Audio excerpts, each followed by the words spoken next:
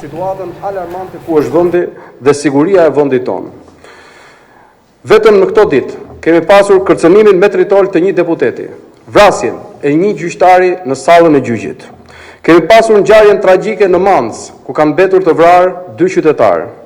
Vetëm ditën e djeshme kemi pasur 3 vrasje dhe 1 atentat metritol. Kjo situatë alarmante do duhet që të kishte sjellur ministrën e brendshme me urgjencë edhe ditën e djeshme në Komisionin e Punëve të Brendshme.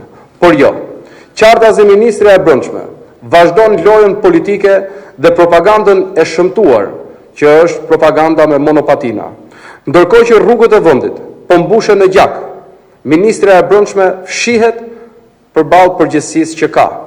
Ndërkohë që krimi dhe trafiku i drogës tani më janë bërë problem në Shqipëri, jo vetëm për shqiptarët, por madje edhe për agjencitë e huaja, ministrja e brendshme ka vendosur të fshihet.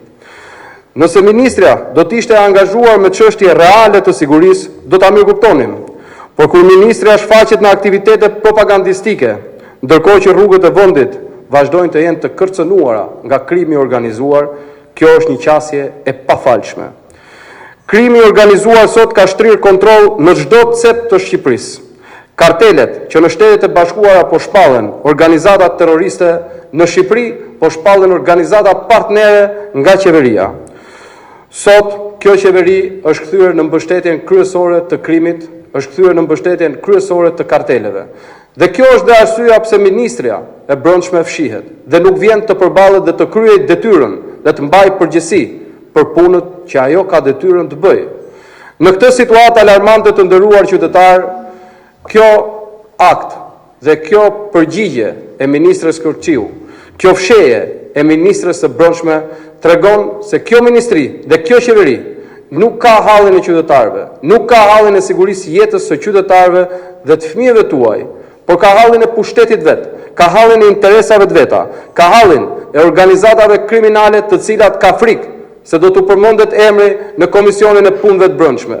Fakti është që sot më shumë se kurrë vendi jonë është i pasigurt. Fakti është që sot më shumë se kurrë institucionet, qoftë ato arsimore, po siç pam, dhe institucionet e drejtësisë janë të pasigurta.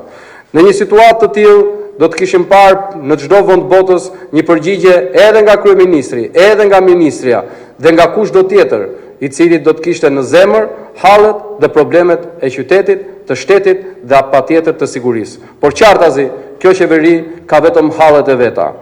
Gjithashtu dua t'ju siguroj se në asnjë moment ne nuk do të ndalojmë dhe këtu shfrytëzoj rastin t'i kërkoj ministrës brendshme edhe një herë të vijë me urgjencë, të lë propagandën e shëmtuar me monopatina dhe të vijë të përgjigjet për çështjet e sigurisë dhe situatën alarmante ku ndodhet vendi. Faleminderit.